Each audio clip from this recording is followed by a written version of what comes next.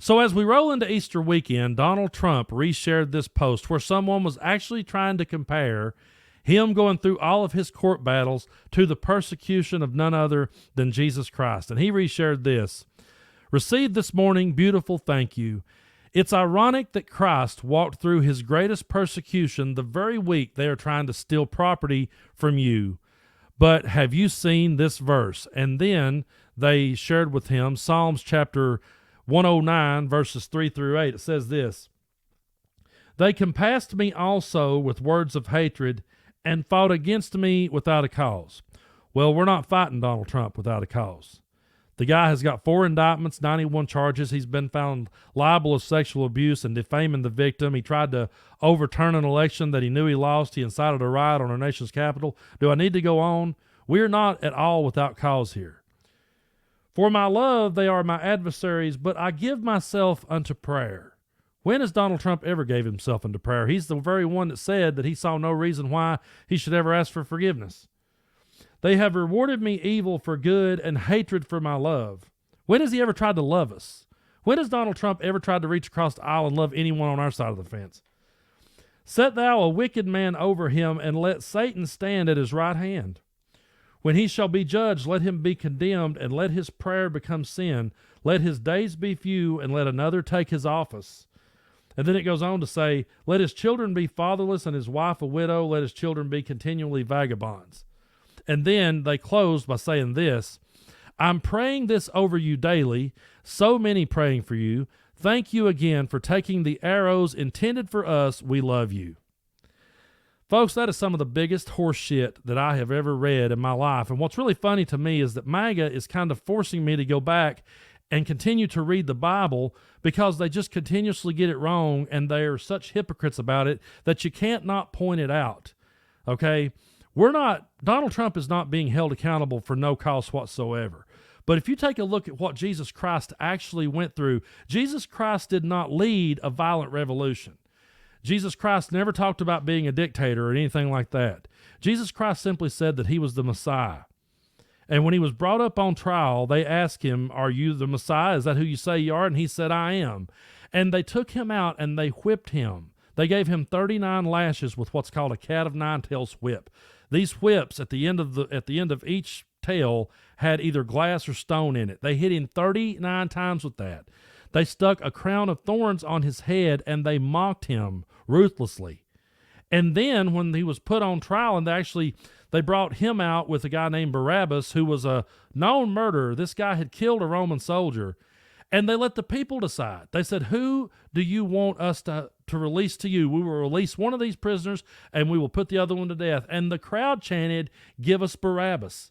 Jesus was then taken and nailed to a cross by his hands and his feet, where he hung for 6 hours until he died. Crucifixion is one of the most brutal forms of punishment ever.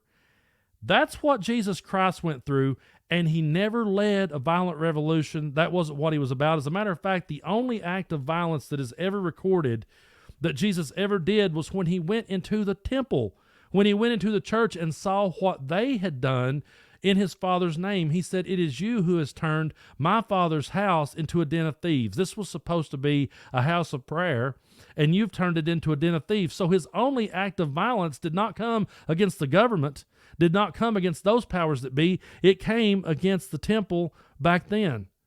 So the fact that they've got this distorted and this screwed up really doesn't surprise me. And it also doesn't surprise me that Lauren Boebert herself has actually used that very verse before. Take a look at this clip.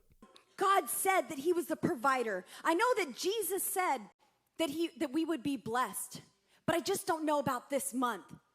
And Jesus is right there at the table with you, saying, what kind of conversation is this? Why are you talking like this, and why are you sad? Jesus, don't you know? We're out of money. COVID's hit. They shut everything down. Joe Biden's president. We don't know what to do, Lord.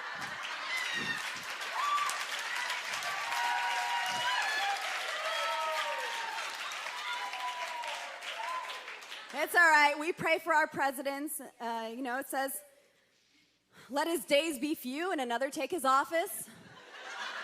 That's why I filed articles of impeachment for Joe Biden. Unfortunately, he does have a really great insurance policy named Kamala Harris. So yeah, they're actually praying that Joe Biden's days be few, and people are sitting there laughing about it. That's how low these people will go. They have absolutely no respect for the Bible or true Christianity whatsoever. They just use it and cherry pick it to benefit them. And they have no respect for the office of the president whatsoever. And that's pretty funny because check out this old clip that resurfaced of Lauren Boebert saying how that she would never say anything disrespectful about the president because that was an office from God. Take a look at this clip. I know that on your wall there, you have copies of the Declaration of Independence, you have copies of the Bill of Rights. Is the sign that reads to those sitting inside that they are proudly clinging to my guns and Bible? Let me pause and play our viewers something. I'm not surprising them that they don't claim to guns or religion or anti-vigilant people want like them, but anti-immigrant sentiment or anti-trade sentiment. And nobody would explain their frustrations.